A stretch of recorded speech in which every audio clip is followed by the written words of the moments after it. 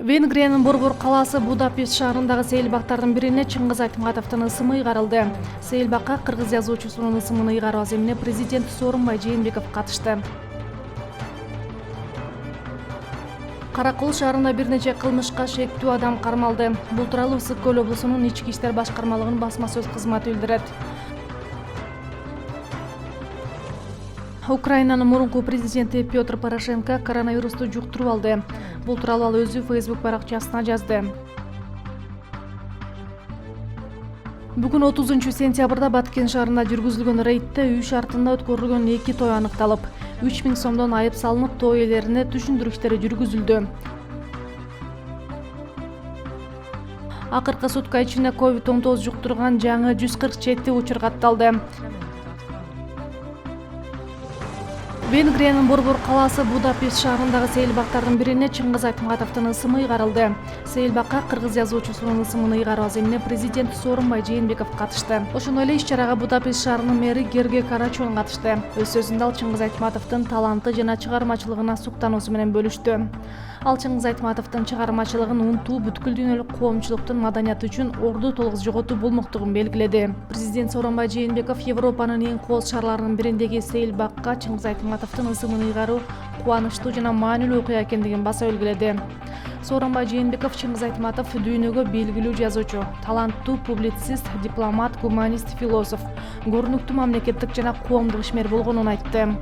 Мамлекет башчысы ал тынчтык идеяларын Ысык Көл форумун уюштуруу аркылуу да жайылтканын, ага дүйнөлүк саясаттын жүрүшүнө таасир эткен көптөгөн белгилүү инсандар катышканын кошумчалады. Президент дагы бир жолу жеке өзүнүн жана Кыргызстан элинин атынан бул сейилбакка улуу жазуучунун ысымын ыйгаргандыгы үчүн Венгр элине ыраазычылык билдирип, бул Венгрияда Чыңгыз Айтматовдун жаркын элесине болгон урматтоонун дагы бир белгиси экенин кошумчалады.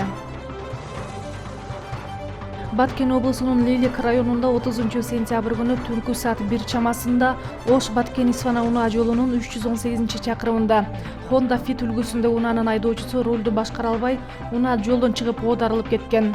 Жерине өзгөчө кырдаалдар министрлигинин куткаруучулары тартылып, унаада кыпчылып калган айдоочуну чыгарышып, тез жардам кызматына өткөрүп беришкен. Учурда жабырлануучунун аты жөнү такталууда. Бул салкын тасмасынын экинчи бөлүгү тартыларын режиссер Эрнест Абдыжапаров социалдык тармактагы өздүк баракчасына жазды. Маалыматка ылайык, сценарий жазылып бүтүп, учурда ак салкын тасмасына кастинг жүрүп жатат. Тасма жаңы жылда тартылышы керек. Себеби финал 31-декабрда саат 12:00 болмокчу. Мурдагы актерлор катышабы, катышпайбы азырынча чече элекпиз. Балким эпизоддордо көрүнүп калышы мүмкүн, бирок башкы каармандар жаңы деп жазат Абдыжапаров. Белгилей кетсек, Боз салкын тасмасы 2006-жылы тартылган. Экономика министрлигине караштуу банкроттук иштер боюнча департаментинин директорунун орун басары пара берип жатканда кармалды. Бул тууралуу УКМКдан кабарлашты.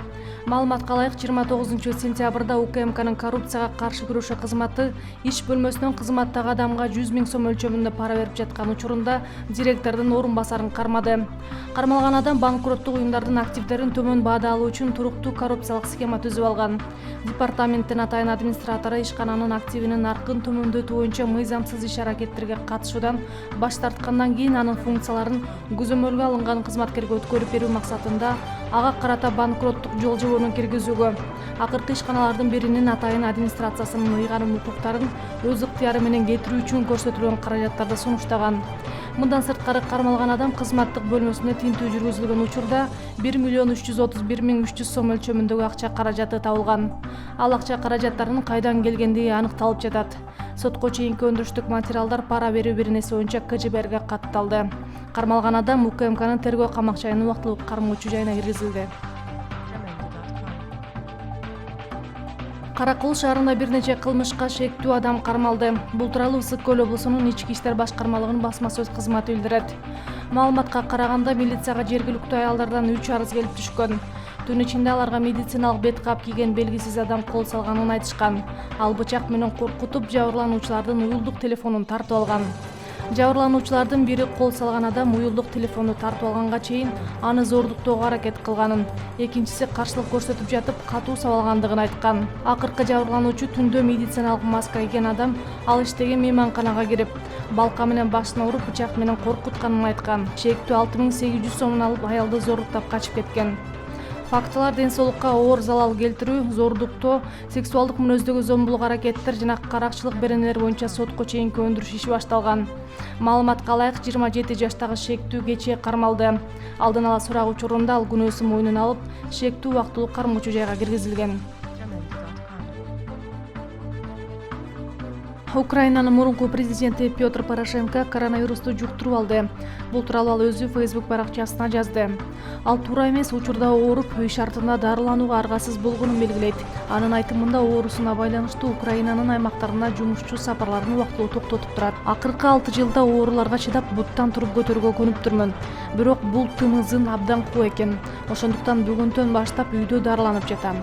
Тезирээк сакайып кетем деп үмүттөнөм жана бардык украиналыктарды өзүнө кам көрүүгө чакырам деп жазды мурдагы президент. Бишкек шаарынын дарыгерлер тобу Баткен, Ош жана Жалал Абад облустарындагы эпидемиологиялык кырдаалды дыккат иликтөөгө тийиш. Мындай тапшырманы премьер-министр Кубатбек Боронов республикалык жам штабтын жыйынында берди. COVID-19 жуктуруп алгандардын саны күнүгө көбөйүүдө. Өзгөчө Баткен облусундагы кырдаал бизди тынчсыздандырууда. Айтылган облустардагы абалды иликтөө үчүн Саламаттык сактоо министринин орун басары Мадамин Каратаев жетектеген дарыгерлер тобу бүгүн аймакка барат. Учурда Бишкек шаарындагы кырдаал салыштырмалуу тынч, ошондуктан күчтүү кооптонууну жараткан аймакка жумушоо керек.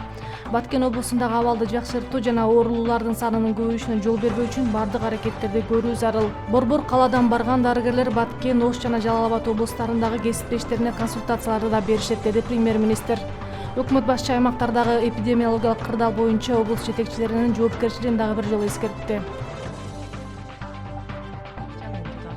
Бүгүн 30 сентябрда Баткен шаарында жүргүзүлгөн рейдте үй шартында өткөрүлгөн 2 той аныкталып, 3000 сомдон айып салынып, той ээлерине түшүндүрүштөр жүргүзүлдү.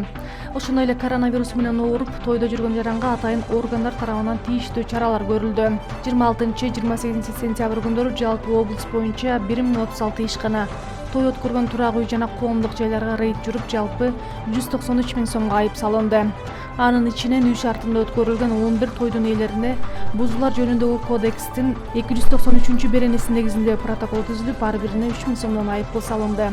Ал эми Кызыл Кыя шаарынын Таш темир Ажы соода базары санитардык эпидемиологиялык эрежелерди бузгандыгы үчүн Жоруктар кодексинин 127 беренеси негизинде иш козголуп, сотко чейинки өндүрүш иши башталды.